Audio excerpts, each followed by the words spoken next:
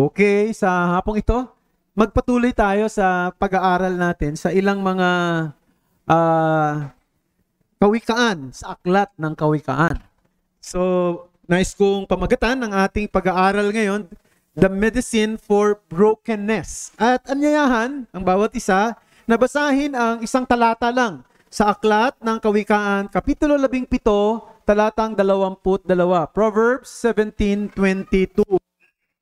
Proverbs 17:22. Babasahin ko po sa Tagalog. At sabi rito, isang mabuting gamot ang masayang puso, ngunit bagbag na diwa sa mga butoy tumutuyo.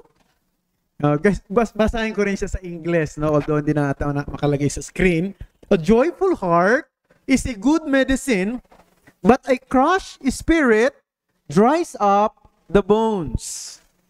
Merong nagsabi ng ganito, sa pagitan daw ng isang optimist at saka ng isang pessimist. Alam niyo yung optimist, no? Saka pessimist. Yung optimist, ito yung bang very positive yung kanyang outlook sa buhay.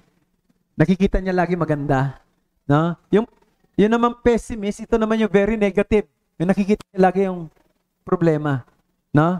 Ay para daw, ano yan eh, para daw tumitingin sa donuts. Yung donuts, di ba? Pag tinitingnan daw yan ng isang optimist, nakikita niya yung donuts. Masarap, no? Nakikita niya yung mga, no? Mga asukal doon na masasarap. Ano ko, anong paborito niyong donuts? Ano tawag doon? Ha? Oh, yung mga sprinkles. Nakikita niya yon. Pero pagka daw ang tumingin naman doon ay isang pessimist, ang nakikita niya yung butas ng donuts. No, parang ganyan. So, meron din na nagsabi ng ganito, pag optimist daw ang isang tao, ito daw yung mga nakaka-imbento ng eroplano. No? An optimist is the person who invented airplane. While the pessimist, ito yung mga taong nag-iimbento naman ng parachute. No? So, nag-iimbento ng airplane, iniisip ko agad ng pessimist, baka may mangyari, kailangan may parachute. No? Parang ganyan. So, may pagkakaiba talaga. Ang punto rin, kailangan daw natin pareho yung yung mga optimist at saka pessimist, no? You need the positive aspect of life as well as that aspect of life that looks on the problem and say, well, ang buhay naman ng tao, hindi lang puro mangkok na mga cherries, meron ding mga buto doon, no? Parang ganyan.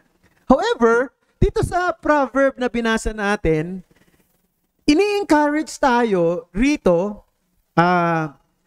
Actually, this proverb is not actually encouraging us to desire or invite the spirit that is pessimist. No? O yung spirit na para bang laging bagbag o laging durog, no? Na lagi na lang nakikita ay puro problema at painful, no? Na mga bagay. Kundi, ini-invite tayo na tingnan yung kabilang bahagi. Magkaroon ng isang masayang puso para malabanan daw natin yung mga bagay na nagbibigay bagabag sa ating kalooban. Kasi alam nyo, kapag bagabag ang puso mo, hindi lang apektado yung panloob mong pagkatao, apektado rin maging katawan mo. Tama ba yun?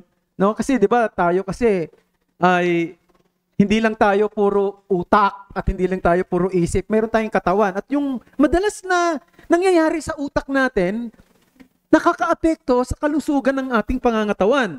Kaya dito, maganda yung Proverbs na ito, napaka-practical eh. No? Itong Proverbs na ito, nag-i-encourage sa atin na i-cultivate daw natin yung isang puso na masaya. Sapagkat pagka daw ikaw ay may pusong masaya, hindi lang ito magbibigay ng kalusugan sa iyo sa panloob na pagkatao mo, kundi maging sa panlabas na pagkatao mo. So maging masayahin ka. Magkaroon ka ng joyful heart. At yun daw isa sa mga sikreto para maging healthy. Hindi lang yung isip, hindi lang yung panloob na pagkatao, pati katawan.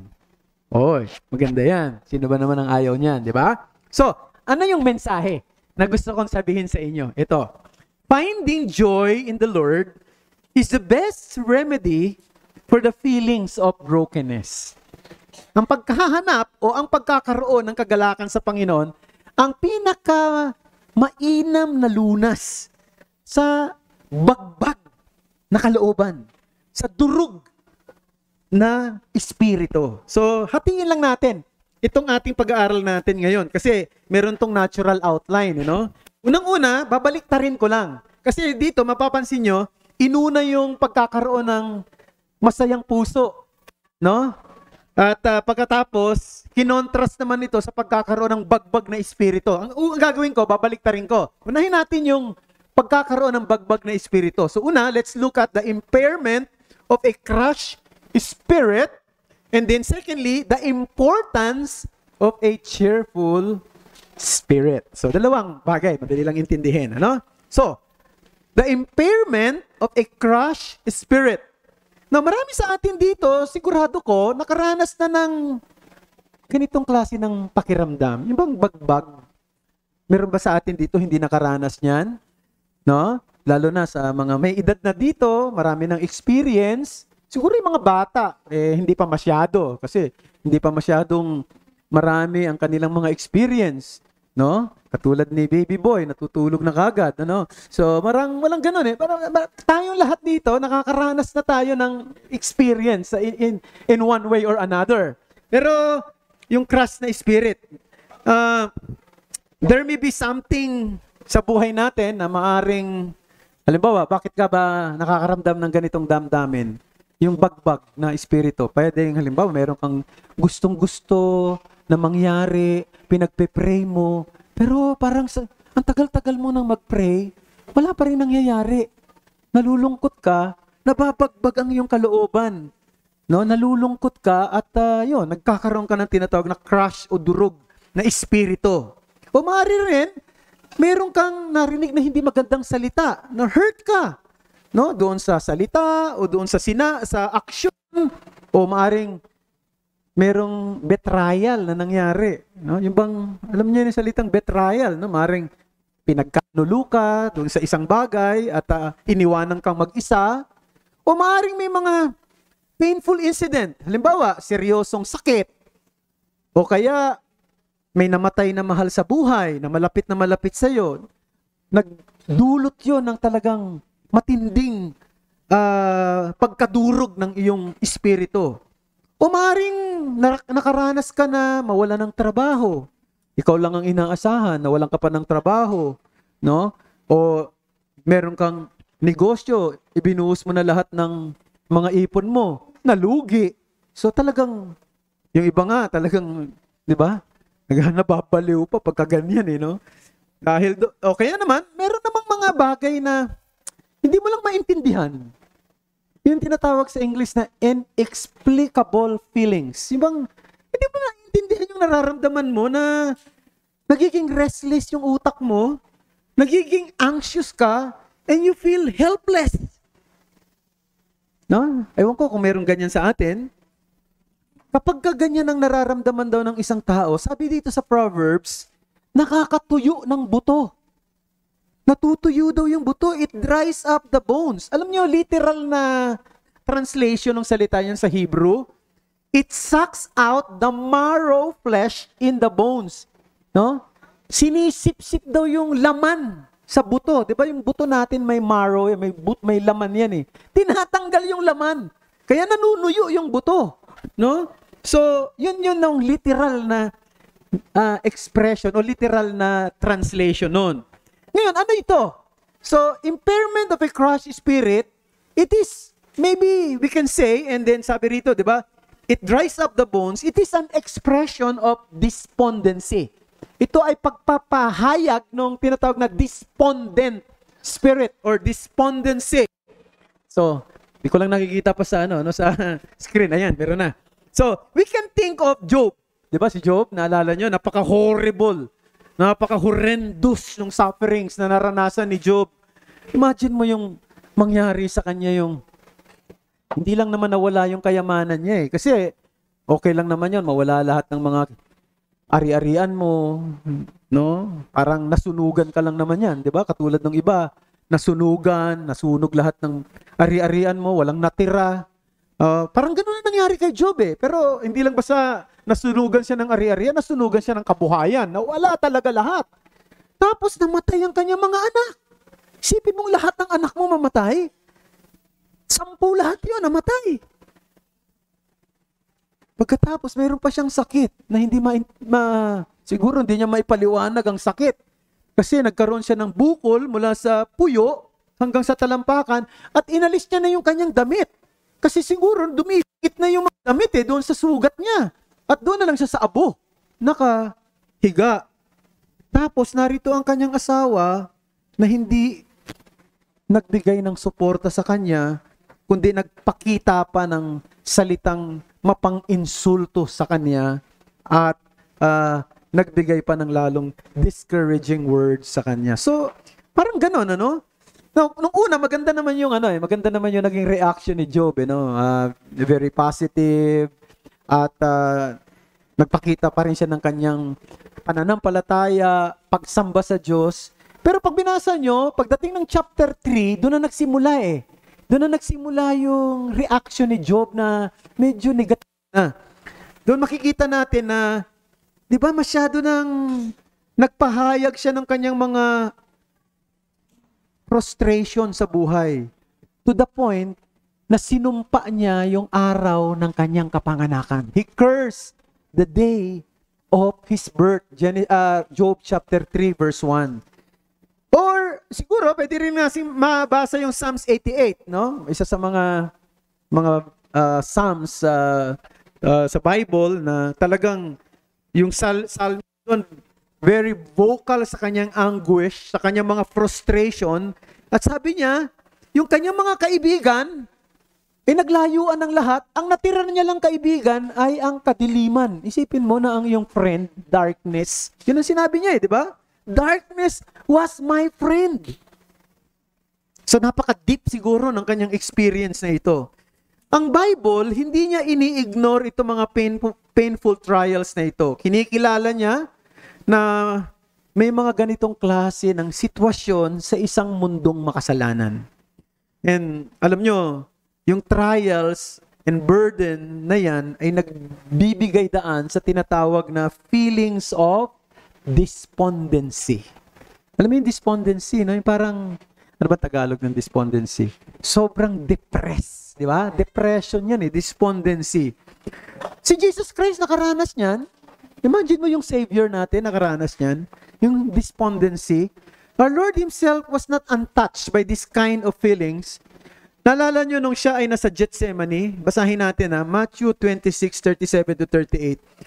And taking with him Peter and the 2 sons of Zebedee, he began to be sorrowful and troubled.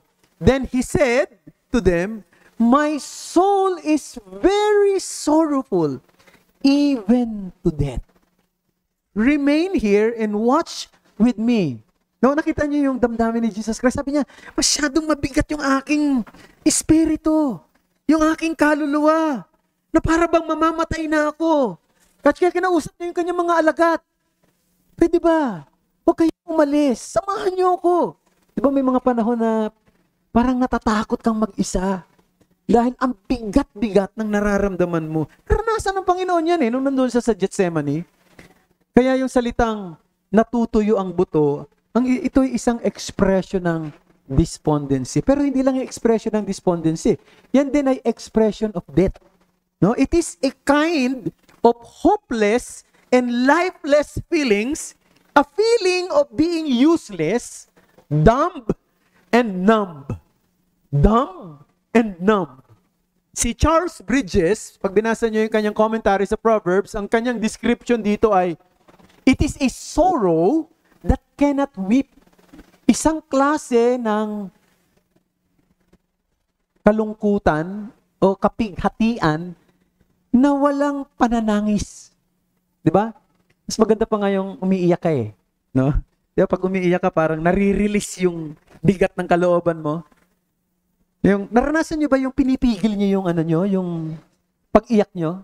Naranasan ko yan Nung punta kami sa Tugigaraw, no?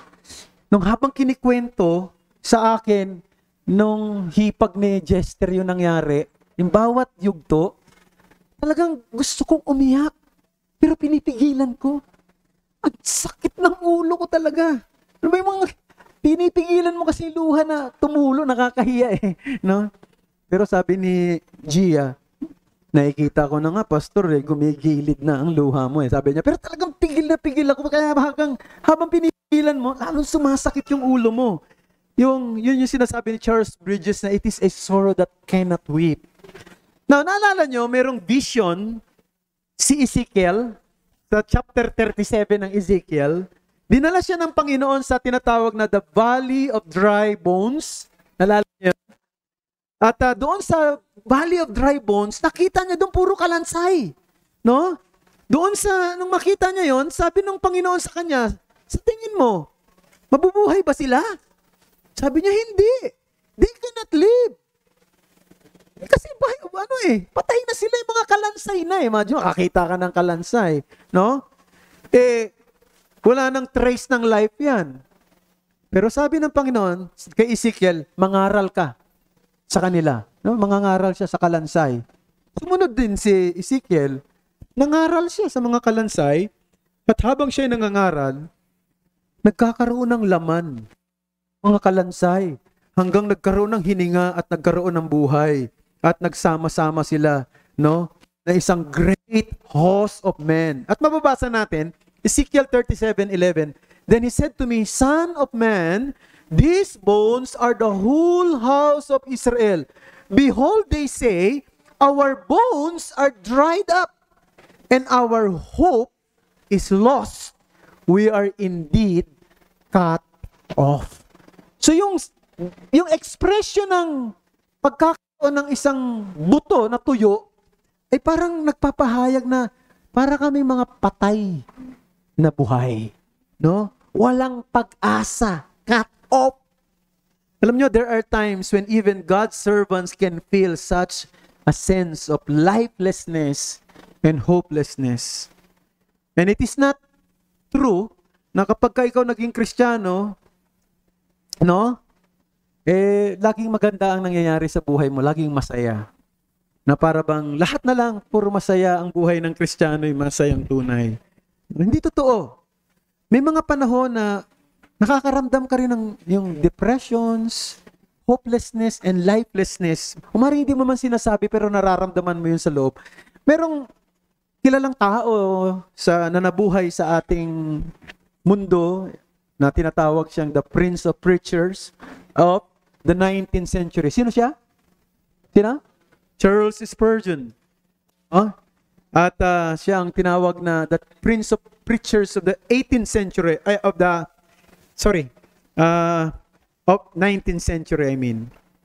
So, alam niyo, hindi siya unfamiliar dito sa ganitong klase ng experience. Kasi noong 1856, habang nangangaral siya sa 10,000 people sa loob ng Music Hall of Royal Surrey Gardens, wala pang Metropolitan Tabernacle ng panahon na yon. Parang inaarkila pa nila yung isang malaking music hall sa London, no?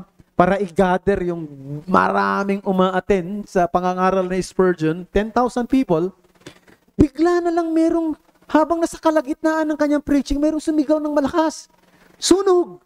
Sunog! Nung una, akala niya, may nagbibiro lang. Pero nakita niya, nagtatakbuhan ng mga tao palabas doon sa pintuan. Nagkaroon ng stampede. Nagkagulo, nagkapatong-patong yung mga tao hanggang sa 7 ang namatay. At napakadami ang nasugatan at naging malala ang mga kalagayan. Yung event na yon, ayon sa kay Spurgeon, ay tinugis daw siya hanggang sa katapusan ng kanyang buhay. Merong isang biographer na nagsabi na that was possibly what led to his early death. Kasi si Spurgeon, namatay siya 54 years old lang. No? Halos kasing edad ko lang nung namatay si Spurgeon. So, ibig sabihin, batang-bata siya nung namatay. Ang sabi ng isang biographer, actually, hindi naman lahat ng biographer, sinabi niya, maaring yun daw ang isa sa dahilan, yung nangyari na stampede sa kanyang pangangaral na may mga namatay, ay dala-dala niya daw yun ng matindi sa kanyang puso. Totoo naman, maaring hindi nawawala yun. Pero isa pang nangyari kay Spurgeon, no? Yung kanyang asawa, sa edad na 33 years old, naging imbalido. At isa sa mga trabaho ni Spurgeon, hindi lang mangaral, magturo, no, magsulat, mangalaga ng mga tao, kumausap ng mga tao, sumulat sa mga tao. Meron siyang tinatawag na correspondence. Alagaan ng kanyang asawa. And for the rest of his life, isa sa mga ginagawa niya, inaalagaan niya yung kanyang asawang imbalido.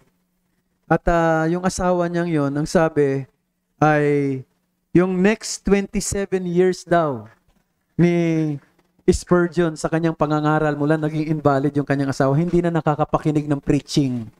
Kasi wala namang live stream nung panahon na yun, di ba? Andun na sa bahay. So, kinakailangan niyang bumalik para yung pinangaral niya dun sa church, i-share niya rin dun sa kanyang asawa. No? So, ganun ang buhay niya. Bukod pa ron, ang dami niyang sakit. Si Spurgeon, marami siyang sakit. Meron siyang gout at napakadaming mga painful conditions. And he struggled with depression for much of his ministry. Isang klase ng depression na ang sabi niya ay ganito: a shapeless, undefinable, yet all beclouding hopelessness. Ang tindi naman ng description na yun, no? Shapeless, undefinable. Hindi niya kaya maliwanag yung depression na yun. And beclouding hopelessness. Imagine a man like him. And yet, Spurgeon persevered. And his powerful preaching ministry continues to impact and encourage and strengthen believers even to this very day. And I must confess, brethren, nung ako po ay naging Reformed Christians at naging Reformed preacher, yung unang mga preaching ko noon, madalas kinokopya ko kay Spurgeon. No? At binabasa ko yung mga sermons niya. At pag binabasa ko, parang hindi ko kayang i-improve. No? Parang hindi ko kayang baguhin. Kaya, kopya ko na rin. Pati outline niya. No? Yung mga sinasabi niya. Totoo yun. I must confess. He had a very important impact in my life. Especially during my early years ng aking pag-embrace sa Reformed faith. Lalo na nung nabasa ko yung kanyang libro na The Lectures to My Students. It's a very good book. And I hope yung mga marami sa inyo mabasa yan. Meron tayo dyan sa taas, The Lectures to My Students by Spurgeon. However, this Proverbs is telling us of a medicine. It is a kind of medicine that is biblical. So parang pwede natin sabihin na biblical treatment or biblical therapy for a crushed spirit, for despondency, or this kind of feelings. So, unang-una, tingnan natin, tingnan natin sa pangalawang bahagi, the importance of a cheerful spirit. So, nakita natin the impairment of a crushed spirit. Now, the importance of a cheerful spirit. Now, in Hebrew, the literal translation would be like this: a joyful heart causes good healing. Yan ang literal translation. Ang isang masiyahing puso ay nagiging paraan ng pagkakaroon ng kagalingan o lunas ng karamdaman. So, ang sinasabi lang nito, simple. Yung ugali natin at yung mga pamamaraan natin para harapin ang mga problema at mga trial sa buhay ay nagiging daan at nagiging paraan ng ating kagalingan. No? So, hindi tayo dapat ma-surprise na isa sa mga top prescription ng medication or maladies ng spirito ay yung pagkakaroon daw ng joy. Isang masiyahing puso. Isang puso na puno ng kasiyahan. Pero alam nyo, mga kapatid, hindi ito basta joy per se, na produkto ng isang joyful personality. Kasi may mga tao talagang masiyahin, di ba? Yung bang pagkausap mo siya, puro katatawanan, no? Puro kasayahan, no? Parang walang dull moment, no? Pagkakausap mo siya, puro masasaya. May mga ganong klase. O yung isang taong very positive, optimist talaga siya. Pag may nakita siyang isang bagay, nakikita niya yung maganda lang, no? Parang ganon. Hindi yun ang punto rito. Ito isang klase ng kagalakan na totoo na nakabatay sa mga permanenteng katotohanan. At hindi saan? Sa mga positibong pangyayari. Kasi pwede kang maging masaya kasi ang ganda na nangyari eh. No?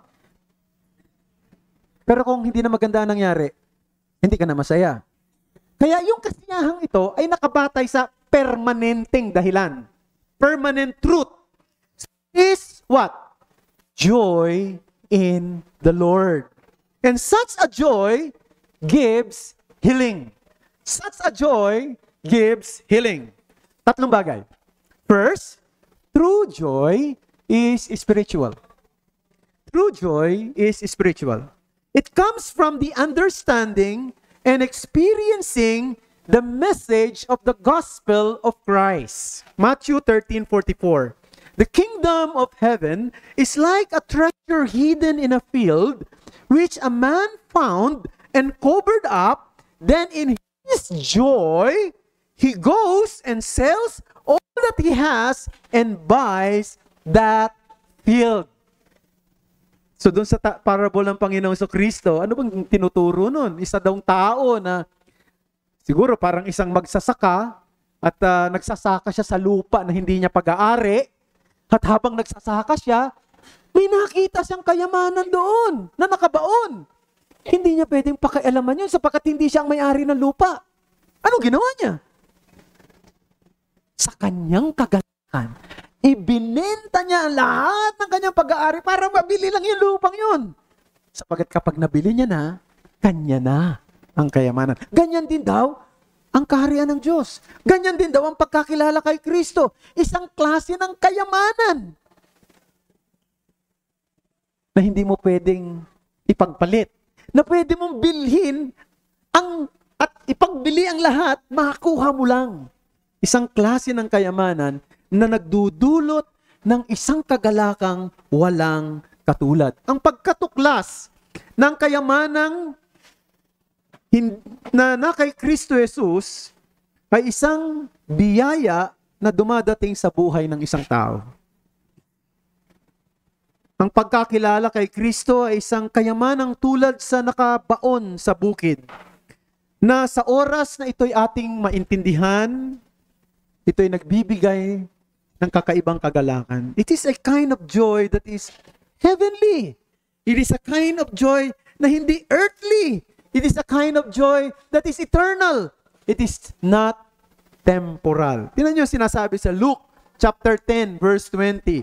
Nevertheless, do not rejoice in this, that the spirits are subjects to you, but rejoice that your names are written in heaven. No? Di ba nag-report yung mga alagad sa Panginoong Kristo, no?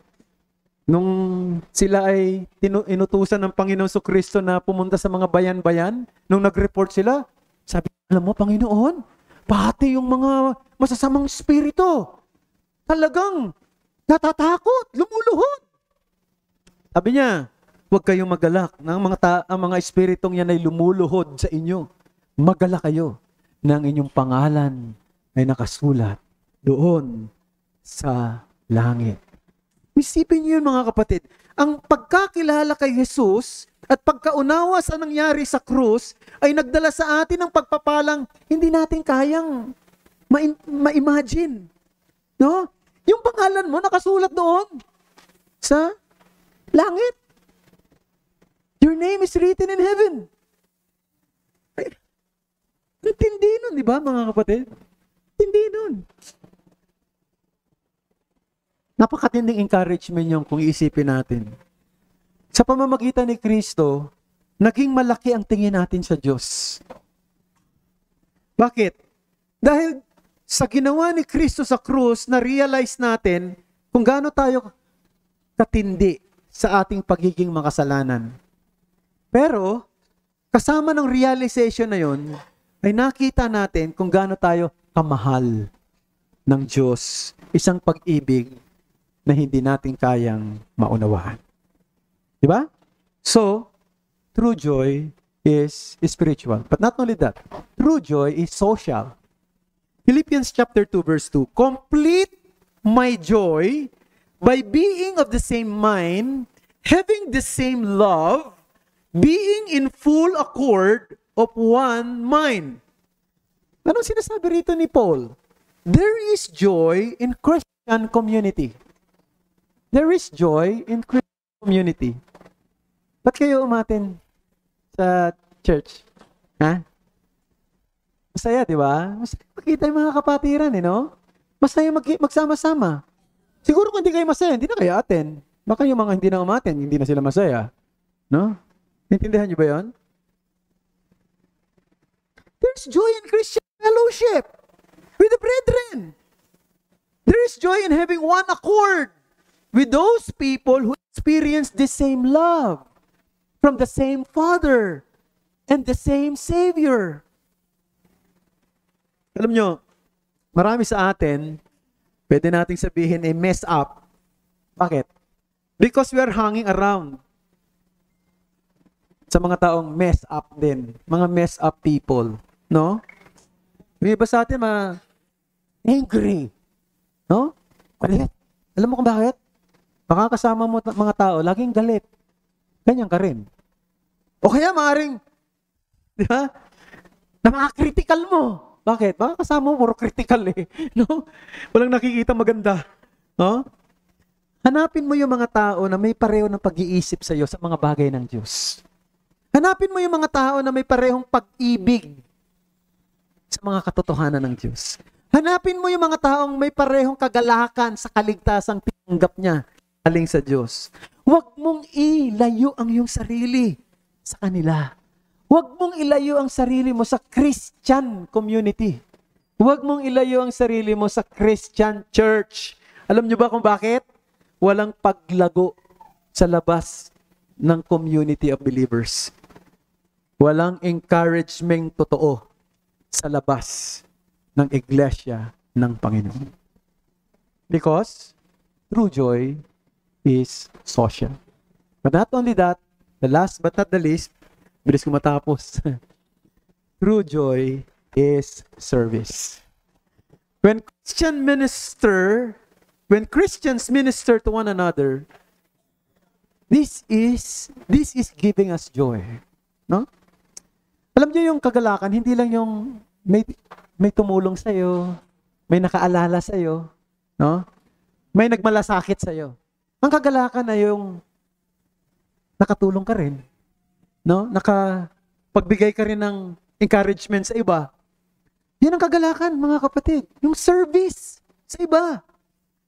True joy and happiness are not found in a life lived for oneself. Yung sarili lang. But rather, a life of giving oneself for others.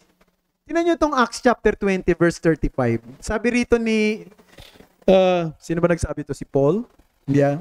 Sabi niya, in all things, I have shown you that by working hard in this way, we must help the weak and remember the words of the Lord Jesus, how he himself said, it is more blessed to give than to receive. Na? Ganun daw. Ganun daw yung kagalakan. It is more blessed to give than to receive. Masarap makatanggap. Na? Masarap makaramdam ng malasakit ng iba. Masarap matulungan. Pero sabi ni Paul, mas mapalad ang tumulong, ang nagbigay, kesa sa tumanggap. True joy is service. True joy that is focused on Christ has done, and the community that we belong, and the service we render to others, produce what? Healing to a crushed spirit. So, hindi ko alam kung ano ang mga bagabag sa puso natin. Iba-iba no? Iba-iba. May mga panahon na Ang gulo ng utak mo. Hindi mo malaman ang gagawin mo. Mabigat ang kalooban mo. May mga panahon na naiinis ka, hindi mo alam kung kanino. May mga panahon na, di ba? Kinakabahan ka, hindi mo alam saan. May mga panahon hindi mo maintindihan. Of course, bagay na alam mo ang dahilan. No? Alam mo ang dahilan. Pero may mga bagay na hindi mo rin alam ang dahilan. Pero mga kapatid,